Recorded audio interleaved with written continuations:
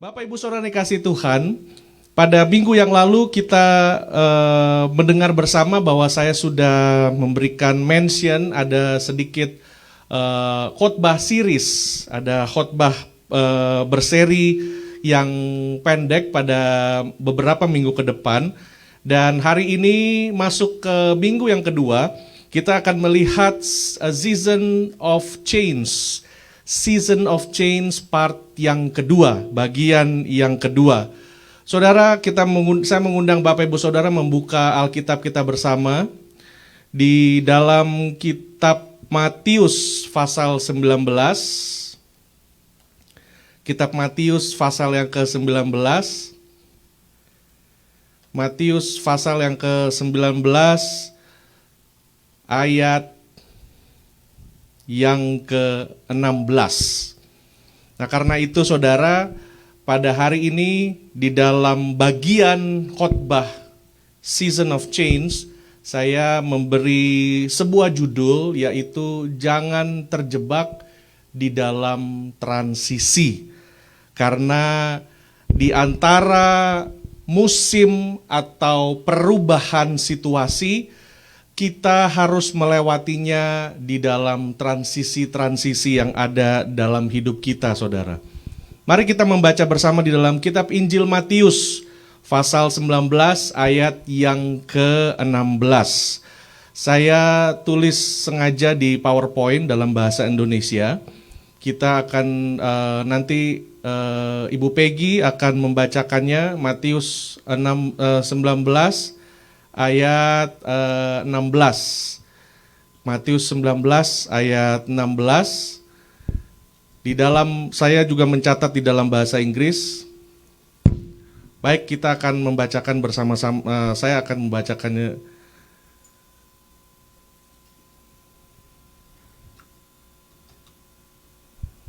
Matius 19 ayat 16 sampai 22. Ada seorang datang kepada Yesus dan berkata, "Guru, perbuatan baik apakah yang harus kuperbuat untuk memperoleh hidup yang kekal?" Jawab Yesus, "Apakah sebabnya engkau bertanya kepadaku tentang apa yang baik? Hanya satu yang baik, tetapi jikalau engkau ingin masuk ke dalam hidup, turutilah segala perintah Allah." Kata orang itu kepadanya, "Perintah yang mana?" Kata Yesus, "Jangan membunuh, jangan berzina, jangan mencuri, jangan mengucapkan saksi dusta. Hormatilah ayahmu dan ibumu, dan kasihilah sesamamu manusia seperti dirimu sendiri." Kata orang muda itu kepadanya, "Semuanya itu telah kuturuti, apalagi yang masih kurang?" Kata Yesus kepadanya, "Jikalau engkau hendak sempurna, pergilah, jualah segala milikmu dan berikanlah itu kepada orang-orang miskin. Maka engkau akan beroleh harta di surga, kemudian datanglah kemari dan ikutlah aku." Ketika orang muda itu mendengar perkataan itu, pergilah ia dengan sedih, sebab banyak hartanya. Baik, puji Tuhan saudara, di dalam kitab bahasa Inggris, perikop tersebut diawali dengan sebuah judul yaitu The Rich and the Kingdom of God. Di dalam bahasa Inggris dikatakan bahwa just then a man came up to Jesus and ask, "Teacher, what good thing must I do to get eternal life?" Sama seperti di bahasa Indonesia dikatakan, ada seorang datang kepada Yesus dan berkata, "Guru, perbuatan baik apakah yang harus kuperbuat untuk mendapat atau memperoleh hidup yang kekal?" Saudara yang dikasihi Tuhan, saya akan mengajak saudara melihat sebentar kalimat transisi ini, saudara. Karena di dalam hidup kita Tuhan memimpin langkah-langkah kita. Tuhan tidak pernah berubah, saudara. Namun Tuhan Yesus selalu bergerak. Tuhan Yesus selalu bekerja. Tuhan Yesus selalu melakukan sesuatu. Namun dia tidak pernah berubah. Nah, di dalam hal kita hidup, kita mengalami pergantian musim, pergantian waktu. Ada banyak hal yang terjadi, bukan hanya mengenai situasi atau cuaca atau weather, tetapi di dalam kita, keseharian kita hidup, kita mengalami perubahan dan musim-musim. Di antara perubahan dan setiap musim yang ada dalam hidup kita, kita melalui apa yang namanya transisi. Dan transisi ini merupakan peralihan dari keadaan atau tempat, tindakan, dan sebagainya, atau masa pergantian yang ditandai dari perubahan fase awal ke fase yang baru. Jadi bisa saya katakan saudara, transisi ini adalah sebuah tempat in between, di antara poin A dan poin B, di antara situasi kita sekarang dan keadaan yang akan berubah. Nah, saudara yang dikasihi Tuhan, dikatakan di situ bahwa ada seorang yang datang kepada Tuhan Yesus. Seorang ini orang yang muda, orang yang kaya, dan orang yang punya kedudukan, saudara. Nah, kita lihat, tadi kita udah sama-sama melihat bahwa transisi-transisi yang ada di dalam hidup kita, saudara. Transisi-transisi yang ada di dalam hidup kita. Transisi yang berada in between situasi atau kondisi yang ada di antara kita, seringkali membuat manusia, kalau kita tidak sadar, membuat kita terjebak. Nah, saudara yang dikasihi Tuhan, di dalam kita hidup, saudara, saya pernah berbicara dengan seorang yang memang mempunyai pekerjaan di bidang security, polisi, atau sebuah badan yang melindungi orang-orang penting pada saat mereka, khususnya pada saat orang-orang penting ini ada di lapangan atau hendak menyampaikan pengumuman atau pernyataan terhadap pers dan lain segala macam.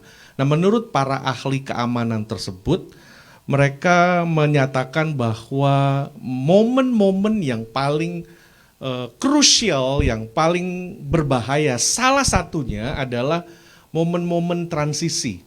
Jadi seperti pejabat A mau berpindah di dalam, pada saat pejabat A selesai memberikan pengumuman, mau ada pejabat B yang mau datang ke depan. Transisi-transisi seperti itu merupakan salah satu hal yang paling berbahaya. Misalnya transisi di mana kita lagi menunggu bintang tamu untuk hadir. Pada saat bintang tamu hadir, masuk dari belakang, audience atau jemaat atau para penonton bangkit berdiri, lalu tamunya masuk dari belakang. Itu juga merupakan salah satu masa transisi. Nah, di dalam masa transisi tersebut, mereka katakan, saudara, biasanya kenapa dikatakan salah satu momen yang paling krusial dan berbahaya, karena di dalam momen tersebut, transisi tersebut, biasanya terjadi distraction. Biasanya terjadi distraction, dan di dalam distraction tersebut, ada orang-orang yang punya niat tidak baik, biasanya mengambil kesempatan karena adanya lack of focus, adanya perhatian orang yang biasanya terganggu karena adanya transisi tersebut. Dan karena perhatian fokus terganggu, terjadinya ketidakstabilan. Dan disitulah sesuatu bisa terjadi. Kalau saudara mungkin sering nonton film atau apa, biasanya di situ either ada orang penting yang bisa ditembak atau banyak hal yang bisa terjadi. Sama seperti dalam hidup kita juga, saudara. Setiap masa-masa transisi yang kita hadapi merupakan masa krusial, karena di dalam masa transisi tersebut bisa terjadi yang namanya distraction atau lack of focus atau instability, ketidakstabilan. Pada saat Yusuf dibuang oleh saudara-saudaranya dan dijual di pasar budak, akhirnya dibeli oleh seorang kaya yaitu Potifar, Yusuf juga sedang ada di sebuah masa transisi di mana Yusuf hidupnya sedang diizinkan Tuhan melalui sebuah transisi menuju perubahan. Dari dalam transisi ini, kalau Yusuf tidak dekat dengan Tuhan, maka dia akan mengalami distraction. Karena itu di dalam masa transisi yang biasanya terjadi adalah distraction, saudara. Karena itu di dalam masa transisi ini saudara, sebelum kita bicara lebih lanjut, saya mau mengajak saudara melihat di dalam masa transisi ini terdapat hal-hal yang menjadi tantangan bagi kita. Terdapat hal-hal yang menjadi tantangan bagi kita. Yang pertama saudara, di dalam masa transisi ini terdapatnya ekspektasi manusia, atau yang saya bisa katakan adalah the picture is not clear. Ekspektasi manusia. Masa-masa transisi saudara. Terdapat apa yang namanya kita punya ekspektasi atau ekspektasi manusiawi. Seringkali ketika kita mendekati Tuhan, seringkali kita pada saat kita berdoa kepada Tuhan, kita bergumul, kita dengan secara tidak sadar, karena kita punya ekspektasi, kita mau bahwa Tuhan memberikan kita sebuah gambaran. Pada saat kita sedang bergumul tentang sesuatu, kita mau Tuhan memberikan kita gambaran. Misalnya, saudara sedang ada di sebuah transisi untuk mendapat pekerjaan yang baru. Saudara ada di sebuah transisi di mana saudara sedang bergumul untuk mencari tempat tinggal. Saudara sedang bergumul untuk mencari pasangan hidup. Saudara sedang bergumul untuk memulai usaha yang baru. Nah, masa-masa transisi seperti itu pada saat kita sedang berdoa, bergumul, dan bertanya kepada Tuhan, secara tidak sadar kita seperti punya sebuah ekspektasi, seperti, oh kira-kira pekerjaan yang seperti apa yang Tuhan sudah siapkan buat saya. Kira-kira pasangan hidup yang seperti apa, kira-kira rumah yang seperti apa yang akan Tuhan kasih. Kira-kira dalam masalah saya ini, kira-kira jawaban seperti apa yang Tuhan akan kasih. Jadi di dalam masa-masa seperti itu saudara, kita melihat bahwa ada banyak kali kita mempunyai ekspektasi, dan saya katakan saudara, tidak ada yang salah dengan harapan ini, kecuali Tuhan menyuruh kita untuk kita pergi. Seperti contohnya saudara, pada saat di dalam Alkitab Kejadian 12 ayat yang pertama, dikatakan bahwa pergilah ke tanah yang akan aku tunjukkan kepadamu. Dikatakan pergilah ke tanah yang aku tunjukkan, dan bukan tanah yang telah aku tunjukkan. Jadi katakan pergi ke tanah yang akan aku tunjukkan. Nah, di sini terjadi sebuah perbedaan saudara. Seringkali kita mempunyai ekspektasi pergilah ke tanah yang telah aku tunjukkan. Padahal di dalam firman Tuhan katakan pergi ke tanah yang akan, disuruh pergi tapi belum dikasih tunjuk yang mana. Itu yang menjadi sebuah firman dan keinginan Tuhan untuk Abraham saudara. Dan pada ayat yang lain dikatakan Matius 4 ayat 19, ikuti aku dan aku akan menjadikanmu penjala manusia. Pada saat Tuhan Yesus mencari atau mencari murid, bukan mencari murid-muridnya ya saudara. Pada saat Tuhan Yesus sedang mencari seperti Matius, Markus dan lain-lain. Orang-orang yang menurut Tuhan bisa menjadi muridnya. Nah, pada saat itu Tuhan Yesus katakan ikuti aku dan aku akan menjadikan engkau penjala. Bukan dikatakan ikuti aku karena aku sudah menjadikanmu, bukan. Selalu firman Tuhan dikatakan ikuti aku, nanti baru aku kasih tahu tanahnya. Sama seperti Musa juga diberi perintah. Nah, rata-rata kalau saudara perhatikan semua perintah Tuhan, Tuhan hanya menyuruh kita untuk melakukan tindakan, bertindak dengan ketaatan kita kepada firman Tuhan, tanpa Tuhan memberikan kita gambaran yang lengkap, saudara. Nah, di dalam masa-masa transisi, pada saat kita sedang bergumul, kita sedang berdoa, secara tidak langsung kita punya harapan dan kita punya ekspektasi seperti ini. Namun saya bisa katakan saudara, di dalam itulah yang menjadi tantangan kita di dalam masa-masa transisi hidup kita. Kita seringkali mempunyai ekspektasi, tetapi firman Tuhan mengingatkan kita bahwa di dalam transisi ini jangan kita menjadi terjebak dengan yang menjadi fokus adalah kita butuh penjelasan lengkap dari Tuhan. Jangan seperti itu. Kita butuh penjelasan lengkap, tetapi biarlah di dalam masa transisi ini kita dimampukan Tuhan untuk tetap fokus kepada janji Tuhan dan bukan kepada ekspektasi kita. Ini menjadi tantangan, saudara. Walaupun pengharapan ini bukan sesuatu hal yang berdosa. Seringkali kita punya gambaran atau angan, oh seperti ini. Tapi jangan kita menjadi kehilangan fokus. Kita lebih fokus kepada apa yang menjadi Tuhan mau kasih saya seperti apa. Tetapi yang menjadi fokus kita adalah ketaatan kita di dalam setiap transisi tersebut, saudara. Nah, di dalam masa-masa transisi ini juga dikatakan apa yang menjadi tantangan yang menjadi tantangan di dalam hidup kita adalah tugas yang terlalu berat. Kita selalu berasa bahwa Tuhan memberikan tugas atau Tuhan memberikan sesuatu yang berat dan sulit. Nah, ini kita bisa lihat bahwa di dalam ayat tersebut, saudara, saya mundur lagi ya. Di dalam ayat tersebut, ada seorang muda yang datang kepada Yesus. Kalau bahasa Indonesia hanya mengatakan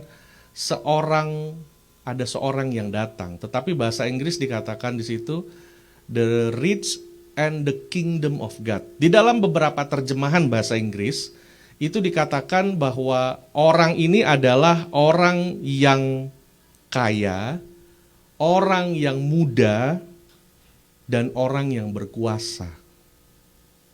Jadi orang yang datang ini bukan hanya random people atau random person yang regular type of guy. Bukan seperti itu, saudara. Dia ini orang yang kaya, and yet he's young, and he's powerful. Dia punya kedudukan, punya status, orang yang punya kuasa. Nah, saudara, apabila kita melihat hal yang seperti ini, kita melihat apa yang menjadi banyak perbincangan dari manusia. Manusia di dalam kenyataan hidup, saudara, pada saat manusia masih muda, mungkin dia masih punya banyak waktu, tetapi dia belum tentu kaya. Apa yang saya bicarakan ini adalah manusia pada umumnya ya, saudara. Manusia yang lahir di keluarga yang biasa, bukan lahir dengan silver spoon on his mouth. No, tapi manusia yang biasa aja, yang lahir dari keluarga sederhana dan semua. Nah, biasanya pada saat seseorang masih muda, biasanya dia punya banyak waktu, tetapi dia belum punya banyak uang, apalagi kedudukan.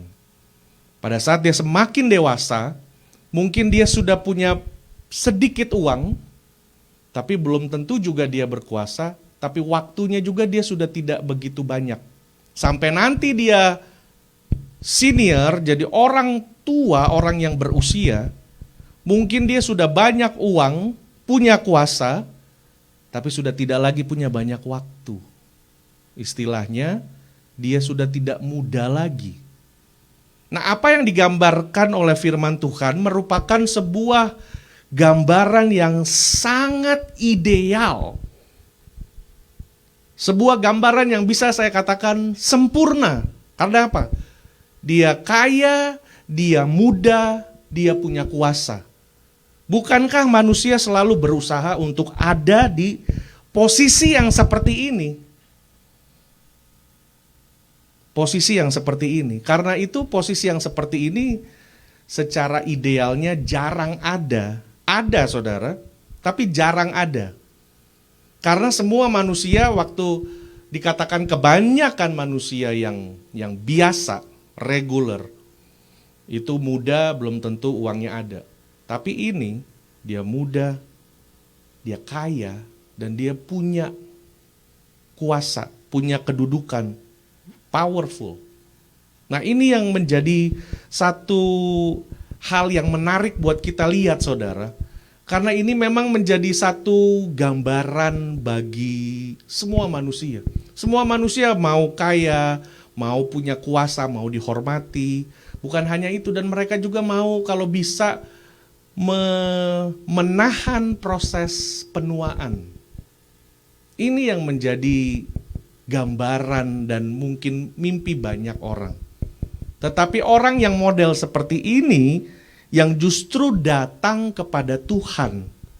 Datang kepada Tuhan Yesus dan berkata, "Teacher, what good thing must I do to get eternal life?" Apa yang harus saya kerjakan untuk memperoleh hidup yang kekal? Nah, saudara, dari teks ini kita lihat bahwa apabila saudara baca Matius 19 ayat yang pertama, itu Tuhan Yesus sedang dalam perjalanan. Sedang dalam perjalanan untuk memberitakan Injil.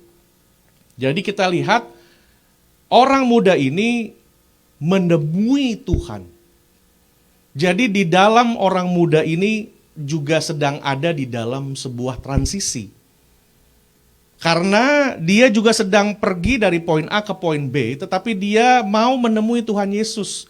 Di dalam posisinya dan kondisinya pun dia sedang ada di dalam sebuah transisi secara geografik. Dan secara kehidupan personality-nya sendiri, pribadinya, dia juga sedang ada di sebuah transisi karena dia sedang mengejar sesuatu.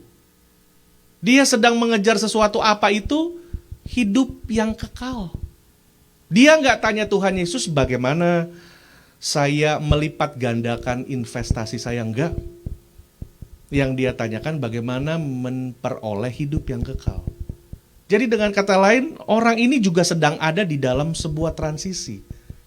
Lalu jawab Tuhan Yesus di situ, kalau bahasa Indonesianya, apakah sebabnya engkau bertanya kepadaku tentang hal yang baik, kata Tuhan Yesus. Satu yang baik, tapi jikalau engkau ingin masuk ke dalam hidup, turutilah semua perintah Allah. Tuhan katakan di situ, kalau kamu mau, memang if you want to live, mau masuk ke dalam hidup, bukan hidup yang kekal ya, saudara, dikatakan di situ. Mau masuk ke dalam hidup, if you want to live, obey the God commandment. Turutilah perintah Allah. Jadi yang pertama, Tuhan Yesus katakan, kenapa kamu tanya tentang hal yang baik? Kalau kamu mau hidup, turuti perintah Allah. Walaupun Tuhan Yesus tahu sesungguhnya keadaannya seperti apa. Lalu kita lihat ayat yang ke-18. Orang itu berkata kepadanya, perintah yang mana? Kata Yesus, semua. Jangan membunuh, segala, saya tidak bacakan lagi. Ayat 20. Kata orang muda itu kepadanya, itu semua hukum Taurat, saudara. Semua hukum Taurat. Lalu ayat 20, orang muda yang kaya itu dia berkata lagi, semua itu sudah kuturuti. Perhatikan saudara. Dia sudah lewat dari poin dasar dan dia sedang mencari kepada sebuah tujuan. Dia sudah lewat itu semua, makanya dia bilang semua itu sudah kuturuti, apalagi yang masih kurang. Ayat 21, kata Yesus kepadanya, jikalau engkau hendak sempurna, pergilah, jualah segala milikmu dan berikanlah itu kepada orang miskin, maka engkau akan beroleh harta di surga, kemudian datang kemari, ikutlah aku.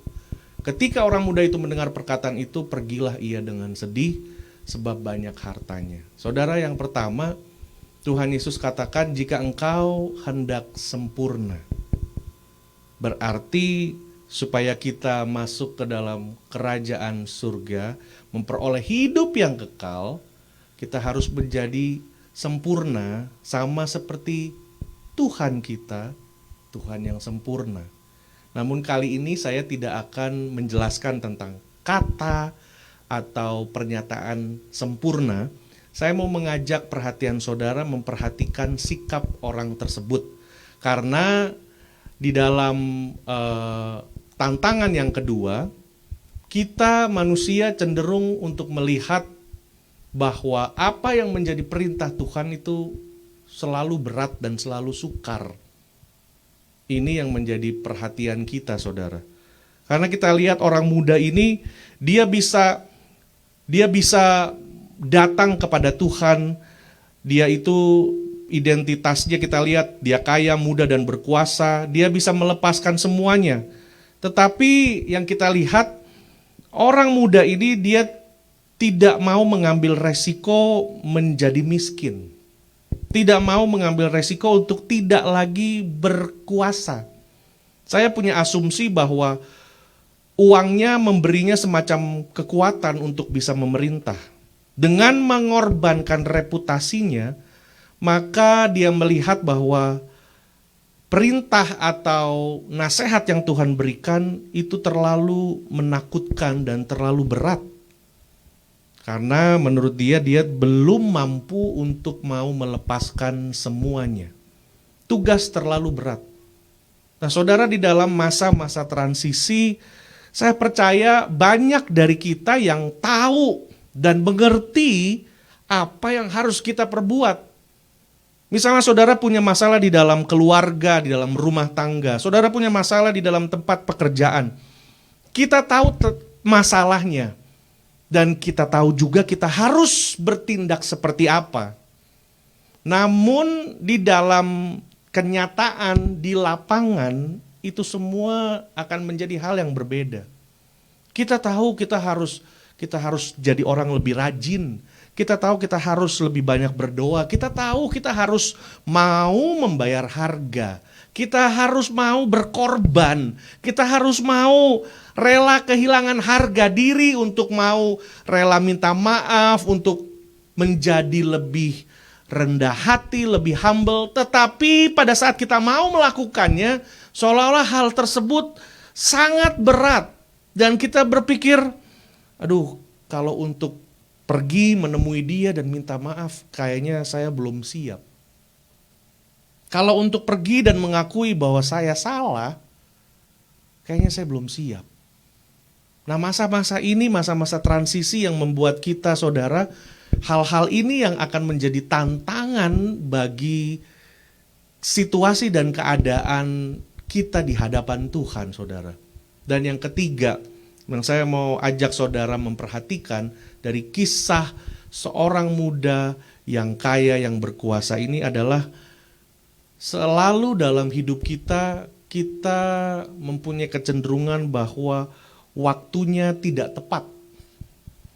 Seorang yang bernama Dr. Samuel Chand berkata, jika Anda 100% yakin, Anda akan terlambat. Maksudnya begini, saudara. Selalu dalam hidup kita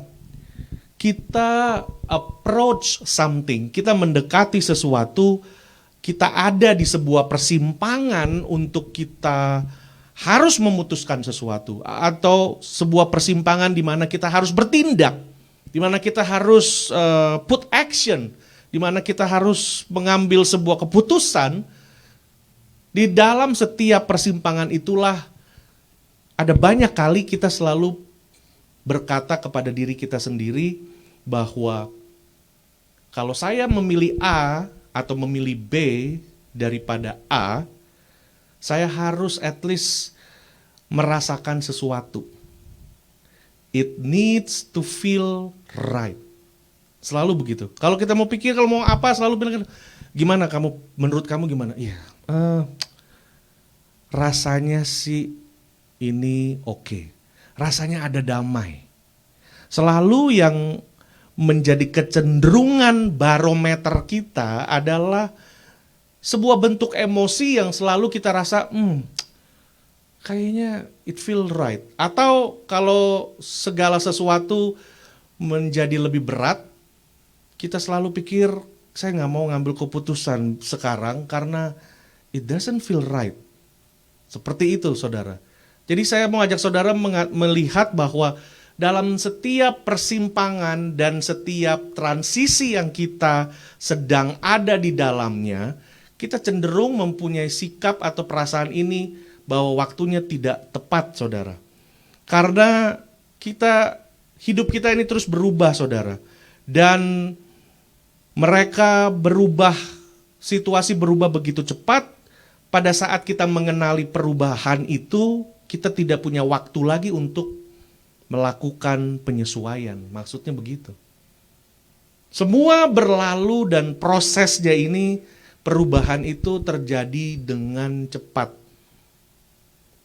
Dan kita harus mampu melakukan atau melakukan sebuah penyesuaian. Pada saat saudara dengar firman, saudara dinasehatkan dan saudara mendengar Tuhan berkata kepada saudara untuk bertobat, untuk berhenti, untuk memulai cara hidup yang baru dan segala macam, untuk menjadi orang tua yang takut akan Tuhan, menjadi ayah, menjadi suami, menjadi kepala rumah tangga, menjadi istri, menjadi ibu, menjadi anak yang takut akan Tuhan, yang menghormati orang tua.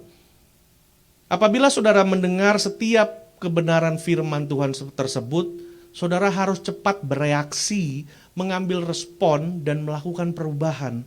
Kalau enggak saudara, pada saat saudara, oh ya nanti saya harus jadi ayah, kepala rumah tangga yang seperti ini, iya nanti deh saya masih punya pekerjaan sibuk sekali, nggak ada waktu untuk begini, nanti kalau ini saya akan luangkan waktu buat anak dan semua segala macam. Sampai akhirnya saudara sadar, saudara sudah umur 60 tahun. Dan anak-anak udah besar. Dan terlambat. Mau bikin apa lagi? Maksudnya seperti itu. Dan pada saat saudara mendengar nasihat firman Tuhan, saudara udah pikir, wah ini saya mesti selesaikan utang-utang dan semua. Tapi nanti deh, ini lagi ada bisnis satu nih. Ini cuannya sih lumayan lah. Pokoknya kalau yang ini goal, semua bakalan saya iniin lah. Jadi saudara sudah mulai lose fokus dan saudara sudah mulai di sini dan saudara tiba-tiba sadar bahwa akhirnya saudara sudah dikejar KPK. Akhirnya saudara sudah dicari-cari. Karena menurut saudara satu lagi, abis ini saya akan selesaikan setelah itu. Atau saudara memang pada saat saudara mendapat kebijaksanaan, kita tidak memiliki kekuatan untuk mengimplementasinya. Karena kita sudah lelah dengan semua kesalahan kita, saudara. Jadi mungkin menurut kita waktu selalu tidak tepat. Atau kita punya sifat yang selalu mau menunda. Dan akhirnya waktu menjadi selalu tidak tepat, saudara. Dan di sini kita melihat bahwa, saya mau ajak saudara lihat, nah, Dia membuat segala sesuatunya indah pada waktunya. Pada waktu siapa saudara? Pada waktunya nyanya besar. Dia membuat segala sesuatu indah pada waktunya Tuhan dan bukan pada waktu kita. Jadi dari situ kita melihat bahwa di dalam semua transisi di mana kita harus mempunyai respon yang cepat, harus menanggapi, harus benar-benar menggumuli, harus benar-benar take it seriously untuk mengambil sikap, untuk berubah, untuk melakukan sebuah tindakan. Tapi karena kita tidak lagi fokus, kita sudah buyar, sudah distract, maka ini yang menjadi tantangan salah satu buat kita adalah selalu waktu tidak tepat. Aduh, mesti begitu ya. Aduh, saya lagi begini nih. Tapi kita percaya, saudara, di dalam segala sesuatu yang berubah dalam hidup kita, Tuhan selalu punya rencana dan segala sesuatu akan dibuat indah pada waktunya. Indah pada waktunya. Nah, saudara, kita melihat bahwa I know the plans that I have for you, says the Lord. Plans to prosper you and not to harm you. Plan to give you a hope and an expected end. Firman Tuhan katakan kepada kita. Jadi kita mau belajar apa yang seharusnya kita kerjakan dalam masa transisi ini. Apa yang seharusnya kita kerjakan dalam transisi yang seperti ini. Tadi kita sudah melihat ayat yang pertama mengenai seorang yang muda. Saya mau ajak saudara untuk memberikan sebuah perbandingan lagi, saudara. Jadi apa yang seharusnya kita kerjakan dalam masa transisi ini? Nah, kita akan lihat di dalam kitab Injil Lukas 24 ayat 46 dan seterusnya. Nah, ini menjadi sebuah latar belakang yang akan saya berikan kepada saudara bahwa pada saat Tuhan Yesus naik ke surga, ini dikatakan ya, ada tertulis, katanya kepada mereka, ada tertulis Mesias harus menderita dan bangkit dari antara orang mati pada hari yang ketiga, dan lagi dalam namanya berita tentang pertobatan dan pengampunan dosa harus disampaikan kepada segala bangsa mulai dari Yerusalem. Lalu dikatakan, tetapi aku akan mengirim kepadamu apa yang dijanjikan Bapamu, tetapi kamu harus tinggal di dalam kota ini. Jadi Tuhan Yesus berpesan, saya harus pergi, tapi saya akan memberikan seorang penolong, namun kamu harus tinggal di dalam kota ini. Ini merupakan latar belakang saudara, karena murid-murid Tuhan Yesus juga mengalami perubahan. Murid-murid yang biasanya menginjil ke kota-kota, ke desa-desa, ke tempat-tempat, murid-murid yang biasa pergi dengan guru mereka, dengan rabai, dengan Tuhan Yesus, di mana Tuhan Yesus selalu memberitakan firman, mengajar, merubah hidup orang, melakukan mujizat. Murid-murid sudah mulai terbiasa dengan 3,5 tahun yang mereka lalui dengan Tuhan Yesus. Dan pada saat perubahan yang pertama terjadi, pada saat Tuhan Yesus ditangkap, itu sudah membuat mereka kalang kabut, udah buyar. Dari situ akhirnya Tuhan Yesus bangkit dan menyatakan diri kepada mereka, mereka mulai kembali kepada Tuhan Yesus. Namun keadaan tidak seperti apa yang mereka inginkan.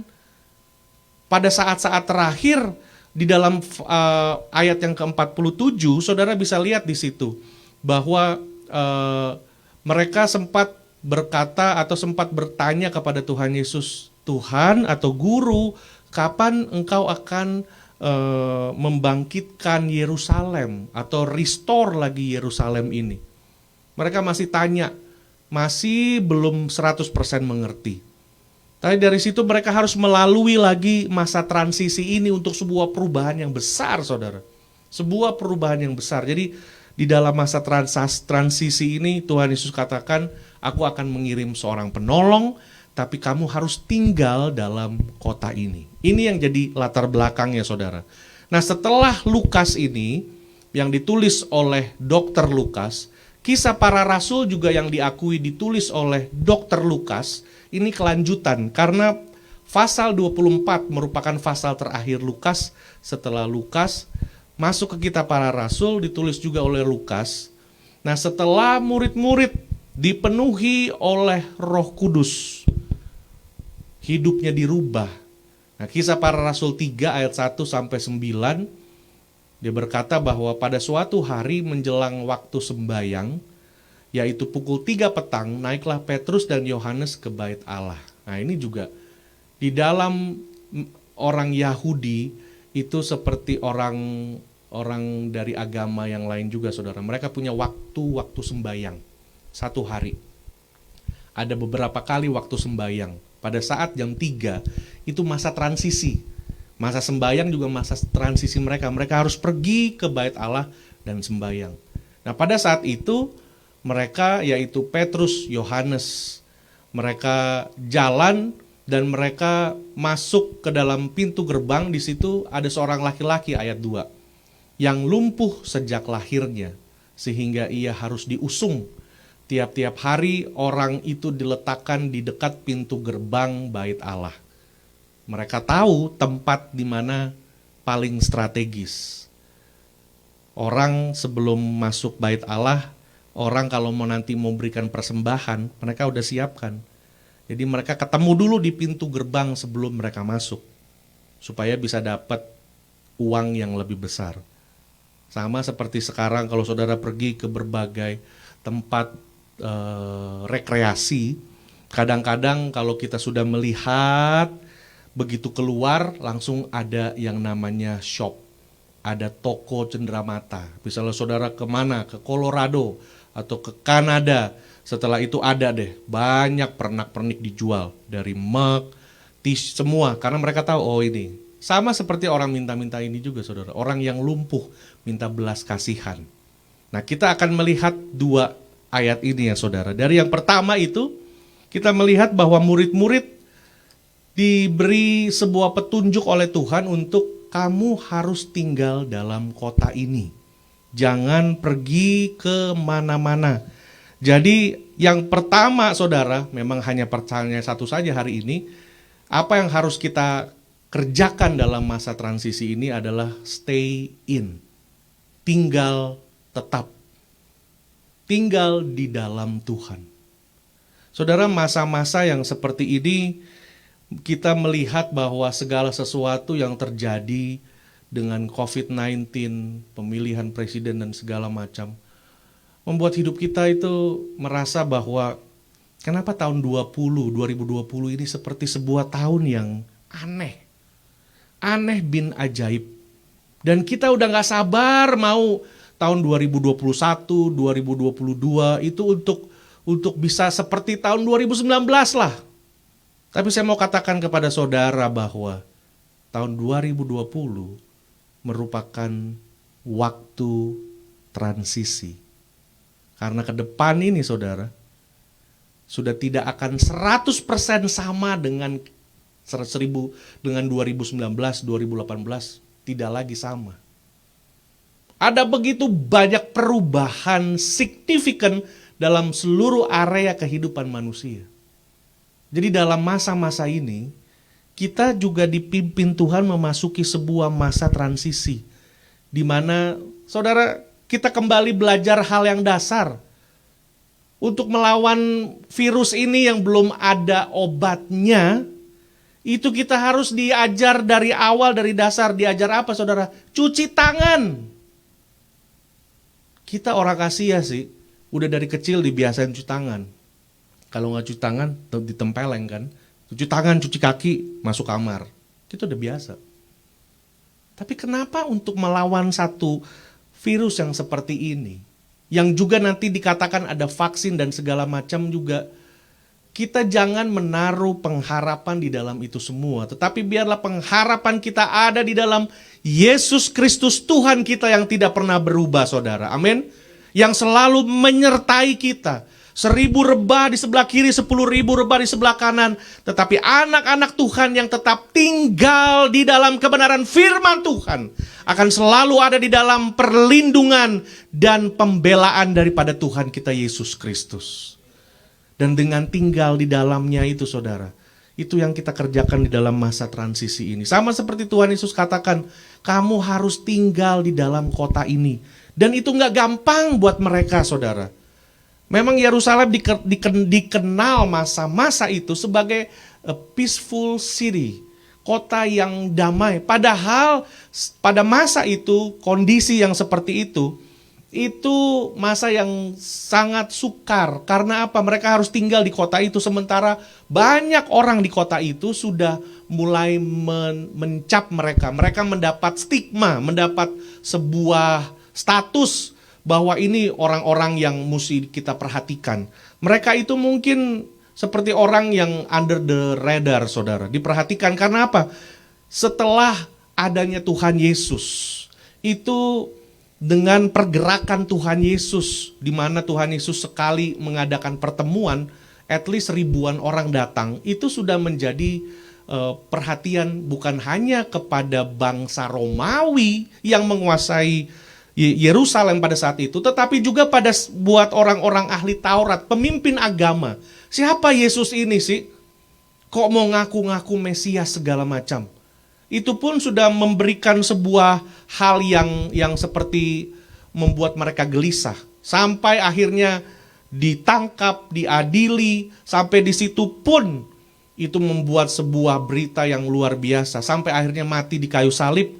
Dan pada waktu Tuhan Yesus bangkit, itu pun menjadi berita di mana kenapa berita mengenai mayat yang hilang itu datang dari seorang perempuan. Dan mereka katakan ini siapa lagi yang curi mayat Yesus. Jadi murid-murid Tuhan Yesus pada saat itu, mereka bukan seperti harus tinggal. Ya udah kita tinggal dulu santai. Kita santai dulu lah di rumah ini, kita relax, kita short vacation. Dan Bukan seperti itu, saudara. Mereka tinggal di dalam kota itu, di rumah itu, dengan rasa ketakutan. Dengan rasa yang tidak tenang, karena banyak orang di luar rumah itu yang memang mencari mereka. Mungkin ada yang mencari mereka. Mungkin mereka juga sudah dicap, sudah dapat status bahwa ini nih gerombolan-gerombolan dari raja orang Yahudi yang gak jelas. Ini nih katanya nih, ini yang mungkin mau bikin kerusuhan, mau bikin pemberontakan. Dan pada saat Tuhan Yesus berkata kamu harus tinggal di kota itu, sebenarnya buat mereka juga keadaan yang tidak mengenakan. Dan situasi yang seperti ini sama dengan apa yang kita hadapi saat ini, saudara. Orang lain bilang oke, ini udah begini, yang penting jaga imun tubuh dan lain-lain. Oke, benar, tapi pemerintah katakan stay at home. Walaupun saya tahu saya nggak sedang mau mengorek ke statement dari pemerintah untuk masalah gereja, tapi yang saya mau korek hari ini, yang mau saya ajak saudara memperhatikan adalah statement pemerintah terhadap COVID-19 ini, yaitu orang harus stay at home, work from home, itu. Jadi saya mau ajak saudara dalam masa-masa ini kita disuruh tinggal di rumah. Tinggal di rumah sama orang yang sama. Gak heran saudara, dalam masa-masa ini, saya waktu baru-baru dengar pemerintah, harus stay at home. Salah satu pikiran saya juga gini, ini mungkin nanti kalau orang banyak tinggal di rumah mungkin bisa istrinya bisa ada hamil lagi, punya anak lagi, mungkin gitu. Itu ada saudara. Tapi statistik mengatakan justru jumlah kehamilan punya anak lagi itu tidak sebesar jumlah perceraian. Karena harus tinggal di rumah, ngelihat mukanya dia terus itu. Kalau kita sebelum ini kan saudara, oke lu pergi kerja, gue pergi kerja, oke. Nanti pulang udah malam makan sebentar ngeliatin muka lu gitu, udah tidur, udah gampang kan saudara. Udah ya udahlah, cuma 1-2 jam lah ngeliat lu doang gitu. Ya udah, oke ya dengerin dia ngomong tidur. Besok kita udah kerja lagi udah. Tapi sekarang 24/7 itu bangun, ngelihat lagi itu mukanya kan kita terus sama dia gitu udah ngeliat, aduh itu daster kayaknya udah dari tahun 97 nggak diganti. Itu gue bingung kan, ini laki gua juga ini begini. Udah nggak tenang, ini udah ngalah-ngalahin presiden lagi ya. Ngomong paling banyak kalau kayak sok tahu. Dua-dua kan juga begitu. Jadi dengan suruh tinggal satu rumah, belum anak sama orang tua sama anak sama semua, aduh saudara, bukan hal yang gampang loh. Bukan hal yang gampang untuk kita, ya Tuhan. Jadi saudara kita pikir ini kita belum masuk neraka, udah ada neraka duluan di sini dengan ngelihat dia dengan segala macam hal. Nah ini sama juga dengan Tuhan Yesus kasih tahu murid-murid, kamu harus tinggal di Yerusalem sampai nanti kamu diperlengkapi. Firman Tuhan nggak katakan berapa lama itu mereka di situ saudara. Dan dengan mereka tinggal di rumah, satu rumah itu ada berapa belas orang at least ya saudara. Dan itu kan gak gampang ngatur. Rumahnya juga bukan kayak rumah kita di sini yang di Orange County. Wah ribuan square feet itu rumah. Kita itu jangankan kita bisa 10 feet gitu. Itu kecil rumahnya saudara. Mengatur jadwal ini buat doa sama-sama dan semua. Dan belum di dalam suasana dalam rumah, mereka juga berpikir ini orang-orang di luar ini, kita kan jadi orang-orang yang termasuk orang-orang yang di list, orang-orang yang dicari atau orang-orang yang diperhatikan gitu saudara. Jadi kita lihat ini situasinya agak sedikit sama. Tapi Tuhan katakan stay in, tinggal tetap. Jadi gak kebetulan saudara, Tuhan bilang tinggal tetap. Kita masih belum melihat ini sampai kapan, kalaupun dari semua berita yang mungkin saudara dan saya baca, katanya November, katanya akhir tahun atau segala macam, tapi itu kan gak segampang itu juga saudara. Semua ini ada berapa, di Amerika sendiri pun ada berapa juta orang, saudara.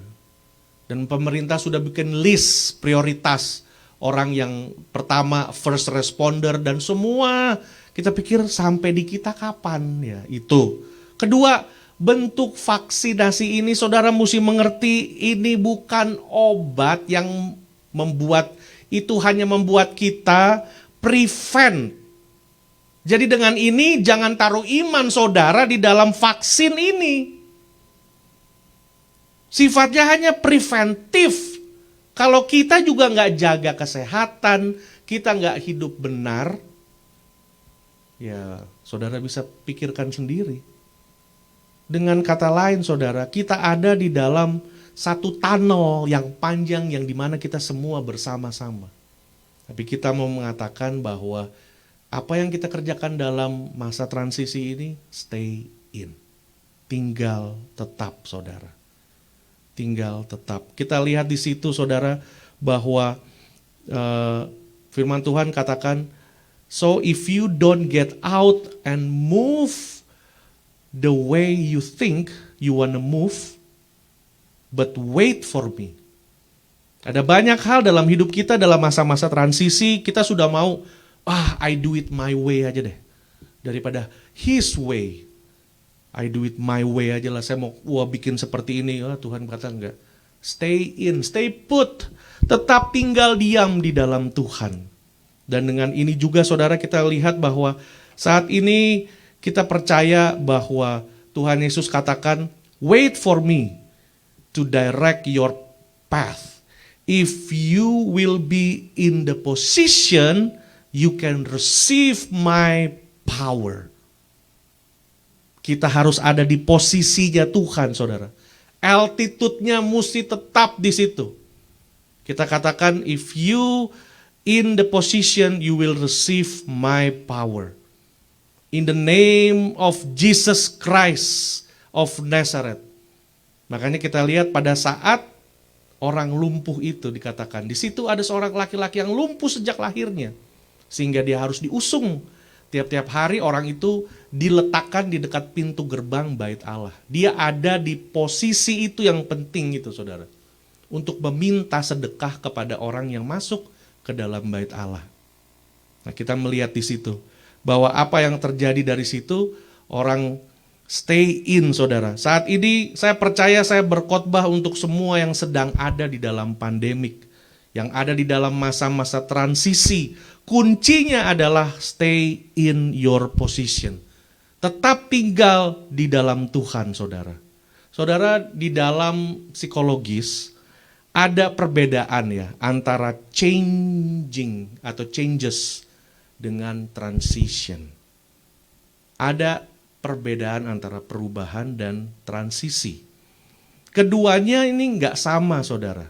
Kita bisa lihat bahwa di dalam mujizat yang selalu ada di dalam Alkitab, di dalam mujizat, saya mau katakan bahwa mujizat yang dilakukan oleh Petrus dan Yohanes ini merupakan mujizat pertama setelah turunnya Roh Kudus. Turunnya Roh Kudus mujizat paling pertama setelah Yesus terangkat ke surga. Mujizat pertama turunnya Roh Kudus itu saudara. Nah setelah turunnya Roh Kudus, mujizat pertama yang dilakukan oleh murid-murid adalah seorang lumpuh dibangkitkan. Ini Petrus sama Yohanes biasa melihat Tuhan Yesus yang biarin guru aja yang pimpin. Guru yang bikin, sekarang mereka yang lakukan sendiri. Ini mujizat di dalam masa-masa transisi saudara. Di dalam masa-masa transisi. Nah di dalam ini juga kita lihat bahwa hanya karena manusia mendapat mujizat itu tidak menjamin akan merubah atau memperbaiki karakter atau pola pikirnya. Itu tidak menjamin untuk merubah pola pikirnya. Nah kita lihat Bapak Ibu Saudara, transisi selalu merupakan peristiwa yang terjadi di dalam kita. Kalau changes atau perubahan itu semua terjadi di luar kita. Bisa perubahan di dalam badan diri kita, tetapi transition itu semua sifatnya internal di dalam psikologis kita, di dalam hati, dalam pikiran, dalam kehendak kita. Transition. Tetapi changes itu selalu apa yang terjadi di luar kita, saudara. Nah, kita lihat bahwa pria itu tidak melakukan yang orang lumpuh ini, dia tidak dapat atau tidak melakukan terapi fisik, belajar berjalan, enggak. Tapi perubahan yang ada itu, yang tidak terduga, itu terjadi di luar dirinya. Mungkin kakinya bisa kuat, tangannya semua, tapi untuk melangkah belajar berjalan, itu langsung dari pikiran untuk mau belajar berjalan. Tapi perubahan sudah terjadi di luar. Seperti anak kecil belajar berjalan itu kan kakinya kuat, saudara. Kalau kakinya, yang harus dia pikir adalah dia bisa jalan itu. Dia melatih. Sama orang yang lumpuh ini juga terjadi perubahan di luar dirinya itu. Contoh yang kedua, pada saat Tuhan Yesus mau menyembuhkan orang yang buta, saudara. Ingat di kolam Bethesda. Tuhan Yesus tanya, kamu mau sembuh? Dia bilang apa? Saya nih gak bisa masuk ke kolam itu. Udah ditawarin mujizat, tetap bagi dia tuh, dia ngeluh aja. Setiap saya mau ke sana, airnya udah bereak, sama begitu. Yang ditanya pengemis ini adalah, do you have change? Tuhan punya recehan gak? Do you have change? Dan Petrus bilang, no, I don't have any change, but I will change your life. Amin, saudara. I will change your life. Jadi dikatakan di situ bahwa transisi atau transition selalu merupakan peristiwa yang terjadi di dalam dulu. Karena itu di dalam semua pergumulan kita, saudara, Tuhan lebih tertarik merubah hati kita daripada situasi kita. Situasi bisa dirubah cepat, tetapi hati ini yang paling berharga dan yang paling penting bagi Tuhan. Kalau semua dirubah, tapi karakter nggak dirubah, itu yang jadi masalah. Bangunan akan runtuh. Kalau saudara lihat orang-orang kaya baru, tapi mentalnya masih mental pembantu, bukan mental owner. Karena itu semua dikatakan untuk menjadi berhasil, Tuhan katakan untuk menjadi terbesar, kamu harus jadi hamba. Artinya apa? Untuk jalan ke atas dimulai dari bawah, nggak bisa langsung ke atas. Karena kalau kita belajar semua dari bawah, kita akan menghargai setiap proses. Saya pernah melayani di Jakarta di sebuah tempat ini namanya seperti rehabilitasi, saudara. Rehabilitasi orang-orang yang kecanduan yang benar-benar udah berat. Begitu mereka tidak dikasih, ya, mereka kan sakau itu, saudara. Sakau tuh kayak wah gitu. Itu ada beberapa 3-5 hari. Kalau itunya lewat, darah mereka tuh udah kembali memproduksi darah yang bersih lagi. Nah, mereka udah mulai, pikirannya tuh udah mulai agak lain, udah mulai kembali ke normal. Karena orang-orang yang lagi sakau begitu kan bisa jadi pencuri, saudara. Mereka ngelihat apa aja, untuk supaya dapat.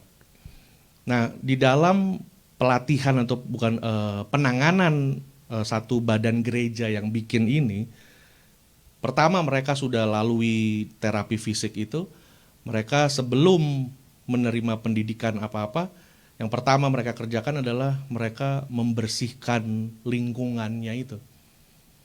Jadi kerja fisik membersihkan lingkungan. Jadi cabut rumput, trim pohon, ngepel, cuci kamar mandi. Nah, saya tanya, kenapa mereka mulai dari proses itu sebelum nantinya mereka diajar di kelas-kelas sampai diajar komputer. Nah, yang punya jelaskan kepada saya bilang, iya Pak Sam, karena mereka harus dari pertama belajar untuk merendahkan diri, untuk tahu. Nah, ini yang pertama, merendahkan diri untuk tahu. Sama seperti itu, saudara. Kenapa Tuhan izinkan Yusuf lewati semua itu? Supaya pada saat dia menjadi orang nomor 2 di Mesir, Dia tahu bahwa kekuatan dan kemampuannya itu bukan datang dari dirinya. Apabila dia bisa menafsirkan mimpi, itu bukan dari dirinya. Karena saudara baca itu di Alkitab ya, dia bilang, Yusuf selalu katakan, ini bukan dari saya, tapi Tuhan. Karena raja itu katakan bahwa siapa yang bisa kasih tahu saya mimpi apa?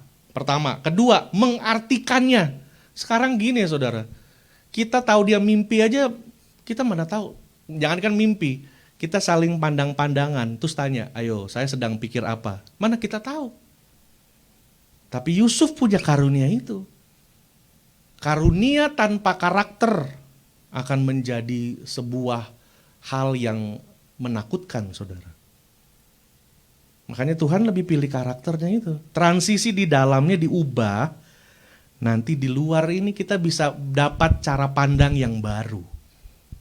Kalau di dalam sudah dirubah, kita punya paradigma baru. Oh, kalau begini mah saya begini aja. Nah itu. Sebelum Tuhan rubah situasi, Tuhan rubah apa yang di dalam. Ini yang namanya transition. Karena di dalam transisi inilah saudara, terletak transformasi. Di dalam transisi ini, transformasi terjadi. Jadi bukan changes atau perubahan yang di luar kita ini, tapi yang di dalam. Nah, dikatakan salah satu kebenaran tentang Tuhan adalah, nah sebelum sampai sini saudara saya mau mundur di ayat ini lagi nih saudara ya. Jadi pada saat ketika orang itu ayat yang ketiga, ketika orang itu melihat bahwa Petrus dan Yohanes hendak masuk ke bait Allah, ia meminta sedekah. Ini kan mentalnya masih begitu kan saudara, dia minta sedekah. Mentalnya masih mental pengerja, mental pembantu, mental yang bukan owner gitu saudara. Makanya kalau di dalam company yang besar, seringkali kalau saudara di review kan mereka juga suka ada pertanyaan, Sam, in the next 5 years, how do you see yourself in this company?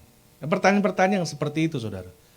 Jadi orang mengerti bahwa attitude itu mempengaruhi sikap dan performance kita. Attitude. Nah orang ini pengemis ya, tetap aja dia ngelihat Petrus dan Yohanes, ini nih, dia minta sedekah. Mereka menatap dia dan Petrus dan berkata, ini mungkin ada orang yang lain, karenanya ada kata ganti ketiga ya. Lihatlah kepada kami. Lalu orang itu menatap mereka dengan harapan akan mendapat sesuatu dari mereka itu. Om, tuan. Nah.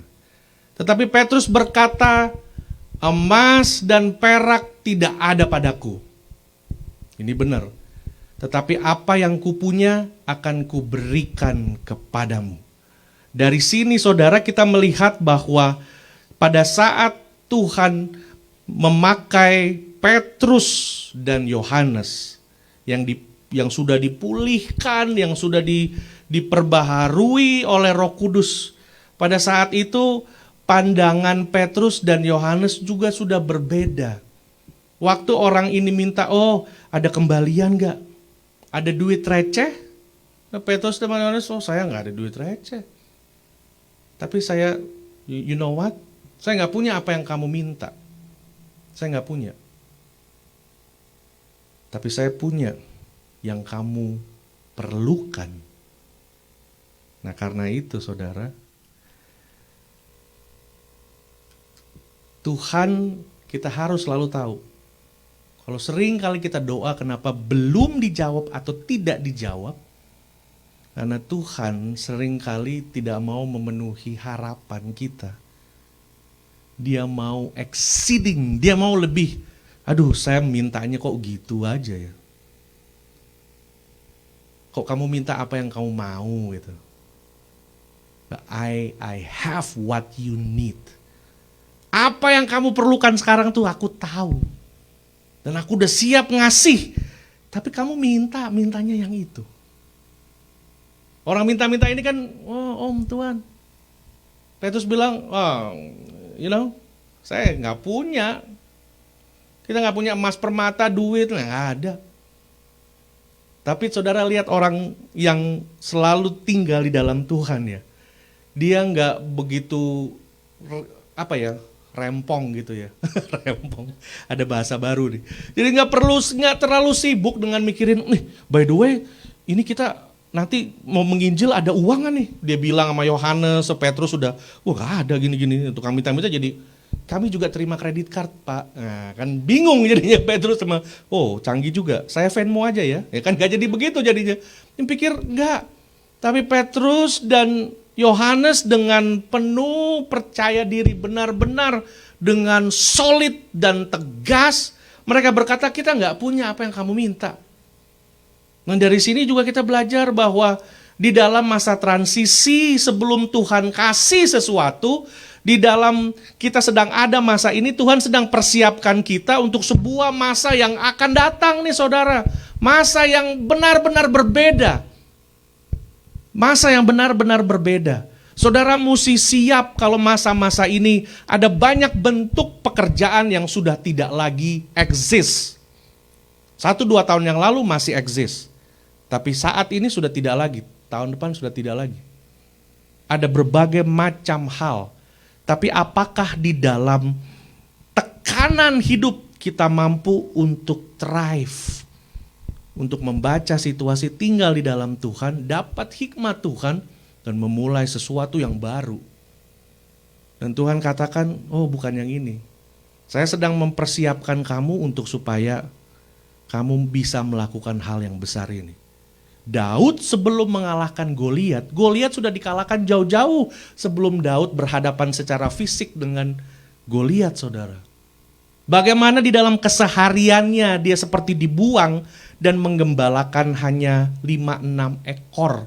Namun dibela mati-matian. Walaupun zaman itu punya kebudayaan, gembala yang di-hire atau gembala bayaran maupun gembala yang bukan gembala bayaran, kalau ada ancaman dari binatang buas, kalau hidup sudah terancam, ya kita relakan. Seperti hari-hari, ya seperti kita ada di sini saudara. Saya pernah kerja juga di convenience store, pernah kerja di gas station.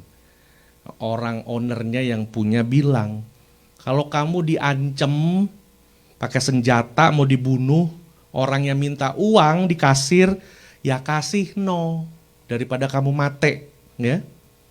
Sama saat itu juga begitu. Untuk si domba ini yang udah di dalam mulutnya serigala atau beruang yang tinggi banget, kamu ya wes lari aja.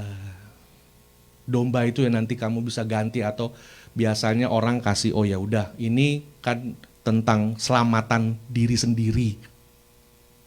Tapi Daud nggak seperti itu. Beruang, singa, semua binatang buas.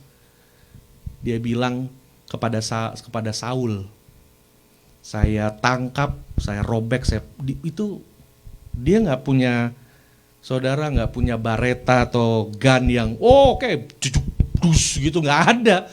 Dia datengin, udah kayak nih beruang nih anak kucing aja gitu saudara. Tapi pada saat itu gak ada orang yang ngelihat dia. Orang gak ada yang tahu, kakak-kakaknya, koko-kokonya, abang-abang gak ada yang tahu dia begitu. Tapi disitulah bagaimana Tuhan persiapkan mentalnya dia. Dia raja yang memang menaklukkan banyak musuh. Makanya ada yel-yel pada saat itu, oh Saul mengalahkan 10.000. Tapi Daud mengalahkan berlaksa-laksa. Karena sudah ditrain. Jadi kalau saudara saat ini ada di dalam sebuah hal yang menurut saudara, aduh, ini kok gak berubah-berubah sih? Ini kok begini terus, aku suka kerjaku begini, gak ada ini. Saudara gak pernah bersyukur, saudara gak pernah put your heart into it. Saudara cuma hanya bisa mengeluh, dan saudara hanya bisa membandingkan dengan orang lain. No, dia baru datang loh, udah bisa punya rumah 3. Kita udah 30 tahun, rumah 1 aja nih. Aduh, kaki jadi kepala udah gak tahu jadi apa. Membandingkan, selalu melihat apa yang kita gak punya. Tapi gak pernah bersyukur dengan apa yang kita punya. Jadi dari situ pun kita diingatkan Tuhan bahwa di dalam masa-masa stay in. Tinggal tetap di dalam Tuhan supaya kita tidak distract, kita tidak terganggu dengan segala macam tantangan yang berat dan semua keinginan manusia. Kita, saudara, kita harus mulai berpikir bahwa, kalau Tuhan belum kasih, berarti Tuhan lagi mempersiapkan saya. Saudara bilang, aku nih udah bosen naik mobil Toyota terus lah. Aku mau naik Tesla. Saudara mesti belajar komputer. Kalau saudara handphonenya masih handphone jadul, mau naik Tesla, bingung nanti saudara. Loh ini pencetannya hidup bingung, udah bingung aja. Jadi untuk dapat berkat yang lebih, kita nggak pernah setia, nggak pernah mau Tuhan untuk ajar kita, bikin kita rendah hati dan kita gini. Nggak siap. Kalau kita bilang, wah enak, aku nih mau jadi manajer, aku mau jadi pimpinan gini. Kalau karakter kita masih karakter pembantu pegawai, yang kita maunya kita datang on time, pulang lebih dulu. Saudara tahu yang punya perusahaan datang paling pagi, pulang paling belakangan. Tapi kalau saudara dikasih kesempatan untuk naik jabatan, dikasih kesempatan sama bos, kamu mau saya ini. Tapi saudara seringkali melihat hal yang tantangannya dulu, aduh gajinya mah lumayan. Tapi kalau ada apa-apa saya disalahin, kalau ada apa-apa saya yang tanggung jawab, gak usah lah saudara. Untuk jadi sesuatu yang lebih besar, harganya juga mahal dong saudara. Saudara gak mungkin dibayar seperti gaji dokter, tapi kerja saudara ngebox, gak mungkin. Kecuali saudara ngebox buaya, mungkin gajinya kayak dokter. Karena yang dibox buaya. Tapi ini kan nggak mungkin saudara cuma ngebox itu saudara mau gajinya kayak dokter. Ya nggak bisa. Tapi juga nggak mau usaha supaya bikin diri jadi lebih baik. Nah seringkali Tuhan nggak kasih kepada kita karena apa saudara? Dia nggak mau memenuhi apa yang kita mau. Dia mau memenuhi apa yang kita butuhkan dan dia mau melampaui apa yang kita mau. Nah belajar punya Tuhan yang besar, kita juga mesti menjadi orang Kristen yang punya mental besar saudara. Jadi dari sini kita melihat bahwa pada saat orang minta-minta itu berkata kepada Petrus, saya gak punya apa-apa, tapi apa yang ada sama saya akan kuberikan. Nah saat ini saudara, saya percaya Tuhan sedang bicara bagi Bapak Ibu Saudara yang melihat tayangan khotbah ini. Atau mungkin Bapak Ibu Saudara yang ada dalam ruangan ini. Atau Bapak Ibu Saudara yang ada di Indonesia, dimanapun saudara berada. Firman Tuhan datang kepada Bapak Ibu Saudara. Pastor saya gak punya jawaban tentang apa yang akan terjadi bagi negara ini. Apa yang akan nanti hasil daripada semua vaksin yang akan didistribusi dan segala macam, saya nggak punya jawabannya, saya terbatas, saya nggak tahu, saudara. Tapi saat ini apa yang ada di dalam diri saya mau berikan kepada Bapak Ibu Saudara. Saya tidak punya semua jawaban yang menjadi permasalahan bagi Bapak Ibu Saudara di dalam keluarga, dalam rumah tangga, dalam pekerjaanmu, di dalam negara ini. Tapi saat ini saya mau katakan bagi Bapak Ibu Saudara, saat engkau mendengar firman Tuhan ini, bangkit dan katakan kepada hatimu untuk terus percaya. Di dalam nama Yesus saya katakan, berdirilah hatimu, bangkitkan kembali semangatmu dan tetap setia kepada Tuhan. Karena Tuhan sedang mengerjakan sesuatu yang indah di dalam dirimu. Dia sedang mempersiapkan engkau untuk masuk ke dalam hidup yang lebih besar, untuk masuk ke dalam rancangan Tuhan yang ajaib. Dia sedang pelihara hidupmu. Dan saat ini saya katakan di dalam nama Yesus, tetap setia, tinggal tetap di dalam firman-Nya. Menjadi istri yang setia, suami yang setia, orang tua, anak-anak yang takut akan Tuhan. Menjadi pelayan-pelayan Tuhan yang setia. Di dalam masa transisi ini saudara. Dan saya katakan di dalam nama Yesus, iman yang sudah mulai goyang, pengharapan yang sudah mulai lemah, hamba katakan di dalam nama Yesus yang sudah mati dan bangkit 2000 tahun yang lalu, berjalanlah dan hidup kembali iman yang sudah lemah di dalam nama Yesus. Dan pengharapan itu akan bangkit kembali dengan kuasa yang sudah membangkitkan Yesus Kristus. Dan saat ini saya percaya saudara, kita semua yang ada dalam masa transisi ini, kita akan diperbaharui oleh Tuhan. Saat kita tetap tinggal tenang, memang tidak enak saudara. Untuk terus tiap-tiap hari hidup di dalam apa yang pemerintah bilang ada di rumah. Semua membosankan, semua seolah-olah menjadi tidak ada gunanya lagi. Seperti tidak ada semangat, tidak ada hal yang baru. Ya wes gitu-gitu aja katanya. Tiap ketemu orang, how are you? Ya same gini aja terus. Gak tahu sampai kapan katanya. Tapi saat ini saudara, kita ada di dalam masa transisi. Dan di dalam masa transisi ini Tuhan siapkan kita buat ke depan nanti saudara. Bagaimana kita melihat anak-anak kita bertumbuh. Bagaimana kita melihat anak dari anak-anak kita. Bagaimana kita melihat orang tua kita. Bagaimana kita melihat masa depan kita. Tuhan sedang siapkan sesuatu. Tapi orang-orang yang tinggal di dalam janji Tuhan, tinggal di dalam hadiratnya, akan dibuat Tuhan melewati masa transisi ini saudara. Mari kita tundukkan kepala, kita berdoa, haleluya. Mari kita bangkit berdiri bersama-sama saudara, haleluya. Terima kasih Tuhan Yesus, terima kasih Bapa. Tuhan, di dalam nama Yesus kami berdoa Tuhan, terima kasih atas firman-Mu. Kami belajar bahwa transisi dan perubahan merupakan dua hal yang berbeda. Perubahan, changes selalu terjadi di luar diri kami.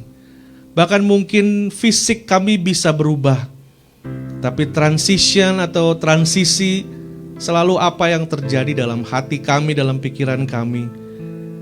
Kalau apa yang sudah pernah dihadapi oleh orang muda yang kaya, yang berkuasa, yang bertanya tentang sesuatu yang dikejar, yaitu hidup yang kekal, namun ternyata belum rela untuk melepaskan apa yang menjadi prioritasnya. Dan hal yang sama yang dialami oleh murid-murid, bagaimana mereka ada di dalam sebuah transisi setelah Yesus Kristus naik ke surga. Mereka harus tinggal di Yerusalem, di mana situasi sedang genting, situasi dan kondisi sedang tidak baik, mereka tetap harus tinggal. Dan di dalam ketidaknyamanan itu, mereka harus taat mendengar perintah Tuhan. Dan hal yang sama yang kami semua alami Tuhan, di mana semua area hidup kami menjadi terbatas. Kami tidak bisa lagi seenaknya keluar. Kami tidak bisa seenaknya lagi pergi kemana-mana. Kami tidak bisa seenaknya lagi melakukan ini dan itu. Sampai bahkan banyak pintu-pintu gereja yang tertutup. Tetapi Tuhan, kami percaya kalau kami dalam masa-masa ini, kami menuruti tindakan pemerintah untuk prevent, untuk mencegah semua ini. Dengan tinggal di rumah, bekerja dari rumah dan segala sesuatu. Walaupun ada dari antara kami yang sudah bisa kerja dari luar, tetapi most of us, kebanyakan kita masih dipengaruhi oleh situasi yang membatasi kegiatan hidup kami. Dan ini semua tidak mengenakan Tuhan. Khususnya bagi ibu-ibu atau saudara-saudara, tante-tante, om-om, semua orang-orang tua, para senior yang biasanya bisa keluar, bisa melakukan ini dan itu hari-hari ini. Dan sudah masuk ke bulan yang ke-10, kami harus tinggal, mereka harus tinggal di rumah. Tuhan, bagaimana kejenuhan yang mereka hadapi. Bagaimana ketakutan, cabin sickness yang mereka alami semua. Bahkan banyak lebih daripada itu, masalah-masalah yang muncul dalam keluarga, dalam rumah tangga. Firman Tuhan hari ini katakan, stay in, tinggal tetap di dalam keadaanmu, tinggal tetap di dalam hadirat Tuhan, tinggal tetap di bawah janji-janji Kristus, bahwa kita semua sedang ada di dalam masa transisi, di mana kehidupan tahun yang akan datang tidak akan lagi pernah sama dengan tahun yang sebelumnya. Untuk itu Tuhan sedang mempersiapkan kita. Untuk itu Tuhan sedang melatih kita, ketaatan kita, kesabaran kita. Dan biarlah dalam masa-masa ini kami berdoa di dalam nama Yesus. Biarlah kuasa yang sama seperti Petrus dan Yohanes yang memberikan mujizat bagi orang lumpuh berjalan. Kuasa yang sama turun kepada kami untuk mampu stay in, mampu bertahan, mampu membaca situasi, mampu menjadi peka, bahkan membuka hati kami untuk mau diajar oleh Tuhan, mau berubah. Karena sebelum Tuhan merubah situasi di luar, Tuhan mau merubah hati kami. Tuhan mau merubah karakter kami. Tuhan mau membentuk kami seperti Kristus. Dan di dalam masa-masa ini adalah masa pembaharuan, masa pertobatan. Tuhan, kami tinggalkan jalan hidup kami yang lama. Kami tinggalkan keakuan kami. Kami tinggalkan kesombongan kami, keangkuhan kami. Kami tinggalkan semua hal yang mendukakan hati Tuhan. Dan kami bertobat, kami menerima Kristus sebagai Tuhan dan Juru Selamat kami. Dan supaya merubah hati dan karakter kami. Transisi juga berlangsung, di mana transformasi itu terjadi dalam hati kami. Dan biarlah Tuhan, dalam masa-masa ini, siapa yang bisa bertahan, mereka akan masuk ke dalam tanah perjanjian. Mereka akan dimampukan Tuhan untuk menikmati berkat Tuhan di tahun yang akan datang. Di dalam semua perubahan, kami hamba-Mu berdoa untuk setiap keluarga-keluarga, setiap individu, setiap pribadi yang menyaksikan tayangan video khotbah ini. Di dalam nama Yesus, biarlah terjadi pembaharuan, terjadi transformasi, terjadi pertobatan yang sungguh-sungguh. Dan biarlah iman pengharapan kami diangkat kembali, dikuatkan, dihidupkan kembali di dalam nama Yesus. Untuk stay in, tinggal tetap bersama dengan Engkau ya Tuhan. Kami berdoa Tuhan Yesus, peliharalah kami dan lingkupi kami dengan kasih-Mu ya Bapa. Dan kami berdoa biarlah anugerah-Mu yang besar, rahmat pemeliharaan-Mu, itu membekali hidup kami. Dari sore hari ini sampai Tuhan Yesus datang kedua kali. Terima kasih Tuhan. Kami berdoa, kami mengucap syukur di dalam nama Tuhan Yesus Kristus. Haleluya, amin. Puji Tuhan, saudara silakan duduk. Haleluya, puji nama Tuhan. Nah, sore hari ini kita akan mendengarkan pengumuman dan beberapa berita penting. Namun sebelum itu kita akan masuk ke dalam perjamuan kudus.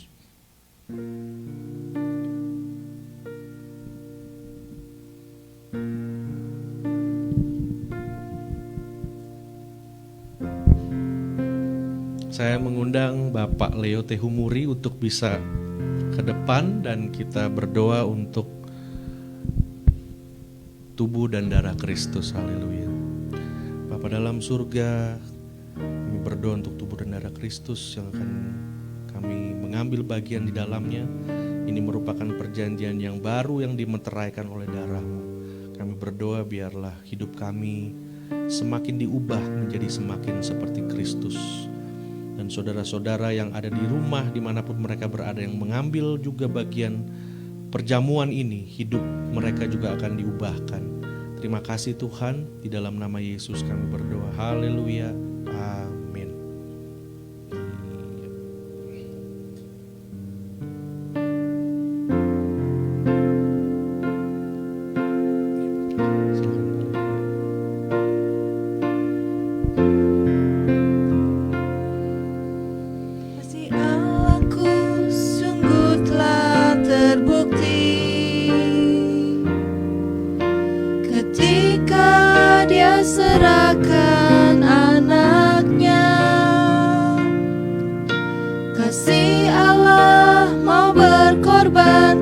bagi kau dan aku, tak ada kasih seperti kasih-Mu. Bersyukur, bersyukur, bersyukur, bersyukurlah, bersyukur karena kasih setia-Mu. Ku sembah, ku sembah, ku sembah dan ku sembah selama hidupku. Ku sembah Kau Tuhan. Bersyukur, bersyukur, bersyukurlah, bersyukur karena kasih setia-Mu. Ku sembah, ku sembah, ku sembah dan ku sembah selama hidupku. Ku sembah Kau Tuhan. Bersyukur, bersyukurlah, bersyukur karena kasih setia-Mu. Ku sembah, ku sembah, ku sembah dan ku sembah selama hidupku. Ku sembah Kau Tuhan. Selama hidupku, ku sembah Kau Tuhan. Haleluya. Kami bersyukur Tuhan pada saat ini karena rahmat dan kesetiaan-Mu yang ajaib dalam hidup kami ya Tuhan. Terima kasih Tuhan. Dan pada saat ini mari saudara kita ambil roti di tangan kanan kita. Haleluya, haleluya, haleluya.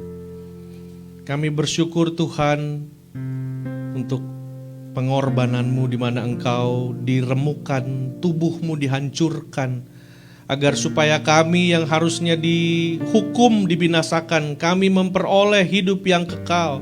Kami memperoleh anugerah di mana kami tidak mampu untuk membalaskannya. Semua ini hanya karena kasih karunia-Mu bagi kami ya Tuhan.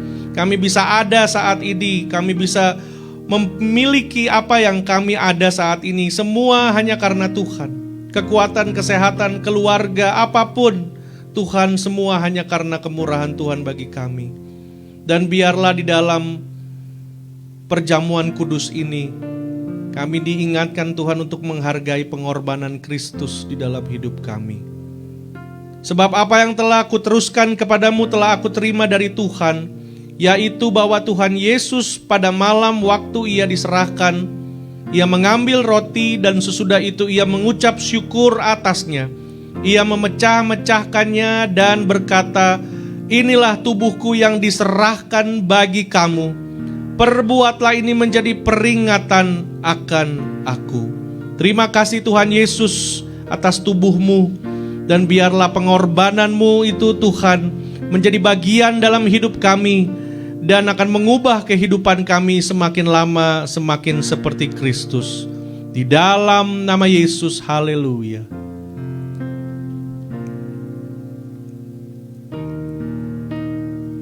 Mari kita ambil cawan tangan kanan kita, saudara, kita angkat, haleluya. Terima kasih Tuhan atas darah-Mu yang dicurahkan. Terima kasih atas bilur-bilur-Mu Tuhan. Dan kami percaya bahwa darah dan bilur Tuhan sudah mengubah kehidupan kami. Sudah mengubah segala sesuatu di dalam dunia ini. Bahkan kami percaya darah dan bilur Tuhan sudah mematahkan segala kuasa dosa. Segala kutuk dihancurkan di dalam nama Yesus. Dan pada saat ini Tuhan, darah-Mu menjadi bagian dalam hidup kami. Darah-Mu juga yang akan kami minum supaya kami disucikan, diubah, kami dibaharui ya Tuhan. Segala area dibersihkan di dalam nama Yesus. Segala kebiasaan, segala ikatan, segala kuasa dari dosa dan Kutuk segala rencana-rencana orang jahat dipatahkan di dalam nama Yesus. Bahkan kami diberikan kesehatan dan kekuatan daripada Tuhan. Demikian juga ia mengambil cawan sesudah makan. Lalu ia berkata, cawan ini adalah perjanjian baru yang dimeteraikan oleh darahku. Perbuatlah ini setiap kali kamu meminumnya, menjadi peringatan akan aku. Sebab setiap kali kamu makan roti ini dan minum cawan ini, kamu memberitakan kematian Tuhan sampai ia datang. Terima kasih Tuhan buat darahmu dan buat dagingmu, buat tubuhmu yang sudah diremukkan. Dan biarlah sepanjang hidup kami memberitakan kematian dan kebangkitan Kristus sampai waktu Tuhan memanggil kami. Biarlah darah Kristus ini menyucikan hidup kami ya Tuhan. Di dalam nama Yesus, haleluya. Haleluya, terima kasih Tuhan, terima kasih Bapa. Nanti saya mohon Pak Leo bisa maju ke depan berdoa mewakili jemaat Tuhan, gereja Tuhan dalam perjamuan kudus ini, haleluya.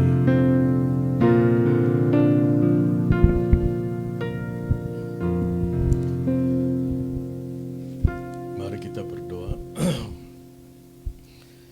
Ya Bapa yang Maha Kuasa, pada saat ini ya Tuhan, kami baru menyelesaikan perjamuan kudus ini ya Tuhan, seperti yang Engkau perintahkan pada kami ya Tuhan. Kami mengucap syukur ya Tuhan. Kami mengucap syukur Engkau menebus dosa-dosa kami ya Tuhan. Kami mengucap syukur ya Tuhan, karena kami mempunyai Tuhan yang sangat baik. Kami mengucap syukur ya Tuhan, karena Engkau yang Maha Kuasa dan datang ke bumi ini hanya untuk kami yang tidak berharga ini. Tapi Engkau mau mengangkat kami ya Tuhan Yesus menjadi anak-anak-Mu, ahli waris-Mu, apabila kami percaya dan kami mau mengikuti setiap perintah-Mu ya Tuhan. Terima kasih ya Tuhan. Kami semua adalah milik-Mu ya Tuhan. Engkau menebus dosa kami, kami semua adalah milik-Mu ya Tuhan. Engkau memerdekakan kami dari dosa-dosa ya Tuhan. We are totally surrender to you Lord. Kami tidak bisa mengklaim apa-apa ya Tuhan Yesus. Engkau bisa mengklaim kami semua Tuhan Yesus. Ya terima kasih ya Tuhan atas firman-Mu juga ya Tuhan Yesus. Sudah saatnya Tuhan Yesus, bagaimana kami hidup di dunia ini Tuhan Yesus, kami harus memprioritaskan Engkau ya Tuhan. Kami tidak mau menjadi anak muda itu ya Tuhan Yesus, tapi kami mau lebih lagi dari anak muda itu ya Tuhan Yesus, untuk bertekuk lutut di hadapan-Mu selalu ya Tuhan Yesus. Ya Tuhan, biarlah dalam masa transisi ini kami akan keluar seperti rasul-rasulnya ya Tuhan Yesus, yang diberikan semangat yang begitu besar ya Tuhan Yesus, untuk pergi ke seluruh dunia untuk menyebarkan firman-Mu ya Tuhan Yesus. Pegang tangan kanan kami ya Tuhan Yesus, supaya kami tidak jatuh dalam transisi ini ya Tuhan Yesus. Terima kasih ya Tuhan. Pada saat ini kami juga ingin berdoa ya Tuhan Yesus untuk negara ini yang pada bulan depan akan mengadakan pemilihan umum ya Tuhan. Ya Tuhan, kami tahu di negara ini ya Tuhan Yesus, setelah banyak take you for granted Tuhan, dengan segala yang telah Engkau berikan pada negara ini ya Tuhan Yesus. Tapi kami mohon ya Tuhan Yesus, siapapun yang menjadi presiden untuk negara ini ya Tuhan Yesus, adalah presiden yang takut akan Engkau, adalah presiden yang senantiasa bertekuk lutut di hadapan-Mu, memuji, memberkati Engkau ya Tuhan Yesus. Mulai dari Supreme Court, Lord, kami minta juga Supreme Court yang selalu ya Tuhan Yesus membawa firman-Mu dalam judgment mereka ya Tuhan Yesus. Semua perintah-perintah, semua rule yang mereka lakukan ya Tuhan Yesus hanya berdasarkan firman-Mu ya Tuhan. Tuhan, hembuskan nafas-Mu yang baru buat Amerika ini ya Tuhan Yesus. Supaya semua debu-debu dosa tersingkirkan dari negara ini ya Tuhan Yesus. Biarlah firman-Mu sendiri yang berdiri. Biar-Mu firman-Mu kembali kepada sekolah-sekolah dasar lagi ya Tuhan Yesus. Untuk mengairi tunas-tunas baru yang kelak tumbuh menjadi taruna-taruna yang tidak takut mengatakan in God we trust. Taruna-taruna yang berteguk lutut juga di hadapan-Mu, memberkati Engkau. Dan Engkau akan memberkati negara ini kembali ya Tuhan Yesus. Dan demikian negara ini akan menjadi great again, Lord. Terima kasih ya Tuhan Yesus. Itulah doa kami. Terima kasih ya Tuhan Yesus. In Jesus' name I pray. Amin. Baik, terima kasih. Puji nama Tuhan, saudara. Kita akan selanjutnya mengikuti pengumuman dan pemberitahuan untuk beberapa hal dalam gereja FIC. Waktu dan tempat kami persilakan kepada Pak Samuel Gosal.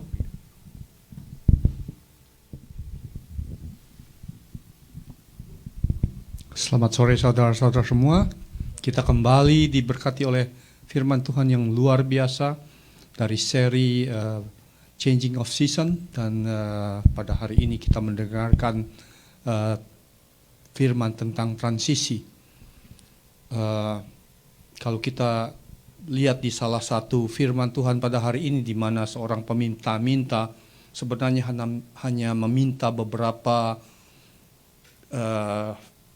dolar kalau dalam Amerika punya keuangan, dan diberikan kesembuhan bisa berjalan lagi. Apakah itu bukan sesuatu yang luar biasa yang Tuhan berikan kepada kita semua?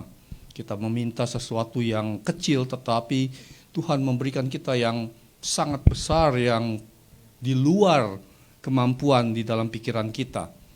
Dan itu yang kita mau di dalam kehidupan kita. Tuhan memberkati kita dengan sesuatu yang luar biasa yang kadang-kadang kita sendiri nggak pernah memikirkannya, tetapi Tuhan telah mengetahui lebih jauh apa yang kita yang terbaik untuk kita. Kembali saya memohon kepada saudara-saudara untuk selalu bisa membuka hati dan pikiran saudara-saudara untuk firman Tuhan pada hari ini. Dan pada hari ini saya akan membawa saudara-saudara di dalam pengumuman seperti biasa. Untuk saudara-saudara yang terpanggil untuk memberikan perpuluhan, saudara-saudara bisa masuk di dalam faithfulfic@gmail.com dan bisa menggunakan Zelle atau Venmo untuk memberikan perpuluhan saudara-saudara. Atau juga untuk Anda yang ingin memberikan berupa cash atau cek, bisa menghubungi saya. Nomor telepon saya ada di dalam screen saudara-saudara semua, supaya bisa menghubungi saya. Dan seperti biasanya saya juga akan memberikan pengumuman tentang care group. Setiap 2 minggu sekali kita mengadakan care group di dalam Zoom. Saudara-saudara bisa ikut di dalam care group kita melalui Zoom setiap 2 minggu sekali pada hari Sabtu jam 5 sore. Dan jangan lupa pula di setiap hari ada firman pendek yang Pastor Semi berikan kepada saudara-saudara yang dinamakan T180, yang menurut saya firman seperti itu seperti daily bread yang saudara-saudara bisa dengar setiap hari dan bisa memberikan pembangunan untuk spiritual saudara-saudara semua. Dan juga setiap hari Rabu kita juga mengadakan virtual pray. Setiap hari Rabu dan Jumat jam 8 malam kita mengadakan virtual pray. Saudara-saudara bisa memanjatkan doa saudara-saudara di dalam virtual pray ini pada jam 8 malam, sehingga kita semua bersama-sama bisa berdoa bersama-sama pada waktu yang sama setiap hari Rabu dan Jumat pada jam 8 malam.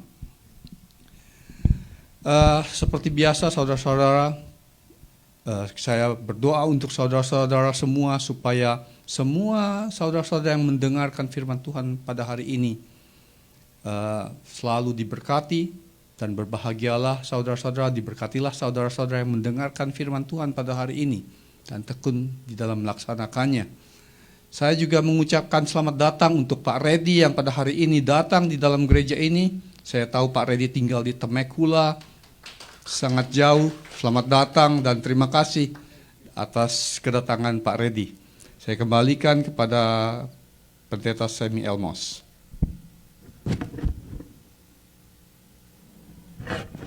Puji Tuhan, terima kasih Pak Aseng. Kami mengucap syukur atas nama jemaat dan keluarga serta seluruh jemaat daripada FIC. Saya personally mengucapkan terima kasih untuk persembahan persepuluhan ucapan syukur dari Bapak Ibu Saudara melalui pemberian online ataupun cek atau cash yang sudah kami terima. Biarlah Tuhan Yesus senantiasa memberkati. Kami juga mengucap syukur atas kesetiaan Bapak Ibu Saudara mengikuti tiap-tiap minggu edisi khotbah dari FIC, juga tiap-tiap hari dari renungan T180. Kami mengucap syukur atas kesetiaan saudara melayani dan mendukung gereja ini, baik itu secara finansial, secara doa, materi, maupun secara mentally support. Semuanya kami menghargai, dan biarlah berkat Tuhan juga tercurah dalam kehidupan saudara sekalian. Kami juga sekali lagi selamat datang Pak Redi. Kami bersyukur hari ini Tuhan adakan lagi ibadah dan kita bisa kembali bersekutu dan mendengarkan firman Tuhan. Mari Bapak Ibu Saudara, kita akan bangkit berdiri, kita akan berdoa dan menerima berkat daripada Tuhan. Kami mengucap syukur kepadamu ya Tuhan, Allah dan Tuhan kami. Kami berterima kasih atas penyertaan Tuhan yang ajaib dalam hidup kami. Terima kasih kalau sampai bulan awal Oktober ini Tuhan masih memberikan kami kekuatan kesehatan, masih menyertai kami. Kami masih ada sebagaimana kami ada, semua hanya karena anugerah Tuhan yang besar. Terima kasih Tuhan, kami mau berdoa untuk gereja ini. Biarlah Tuhan di dalam masa-masa pandemik seperti ini, gereja ini tetap akan terus maju memberitakan Injil keselamatan Kristus, dan terus setia di dalam melayani umat Tuhan dan melayani Tuhan. Dimanapun dan seperti apapun keadaannya, Tuhan yang menjadi kepala dari gereja ini. Terima kasih Tuhan Yesus. Biarlah kasih setia, anugerah, sukacita, damai sejahtera tercurah bagi semua jemaat-jemaat Tuhan dan orang-orang saudara-saudara yang mengikuti tayangan khotbah tiap-tiap minggu dan tiap-tiap hari dari gereja ini ya Bapa. Kami juga mau berdoa untuk bangsa Amerika, di mana kami akan mengadakan pemilihan. Dan dengan segala sesuatu yang terjadi, kami berdoa Tuhan Yesus, biarlah kebangunan rohani itu boleh turun atas Amerika, boleh diubah dan boleh direstorasikan, negara ini dikembalikan kepada Engkau, kepada hati yang menyembah Tuhan. Dan biarlah Tuhan negara ini dipimpin oleh kehendak-Mu sendiri ya Bapa. Terima kasih Tuhan Yesus, berkati setiap badan-badan departemen yang sedang mengusahakan untuk vaksin tersebut. Kami juga berdoa untuk semua orang yang terlibat. Kami juga berdoa. Kami juga mau berdoa untuk presiden yang saat ini sedang sakit. Tuhan, Engkau boleh menjamah dan memberikan kesembuhan dan memimpin sampai pada akhirnya ya Bapa. Terima kasih Tuhan Yesus. Kami berdoa buat Indonesia, buat bangsa Israel.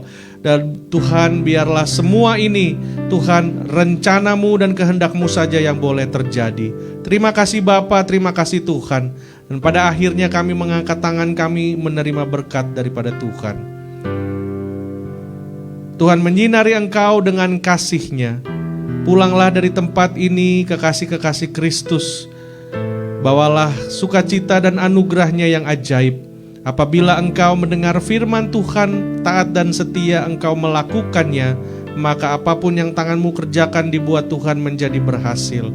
Diberkatilah engkau di dalam keluarga rumah tanggamu, di dalam pekerjaan, di dalam usaha, studimu, di dalam segala sesuatu yang engkau kerjakan, ada penyertaan Tuhan di dalamnya. Dan biarlah berkat Abraham, Ishak dan Yakub akan membuat engkau naik dan bukan turun, menjadi kepala dan bukan ekor. Dan biarlah kuasa dan pimpinan melalui Roh-Nya yang kudus akan menyertai dan memperlengkapi hidup kita semua dari sore malam hari ini sampai Tuhan Yesus datang kedua kali Maranatha. Di dalam nama Tuhan Yesus Kristus, haleluya, amin. Kami memuji kebesaran-Mu Tuhan. Haleluya, haleluya. Kami memuji kebesaran-Mu. Ajaib Tuhan, ajaib Tuhan. Kami memuji kebesaran-Mu.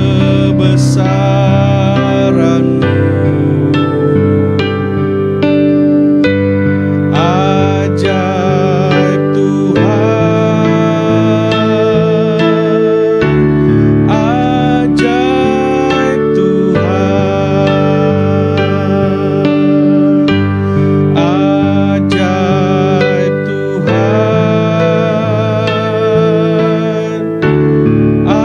ajaib Tuhan.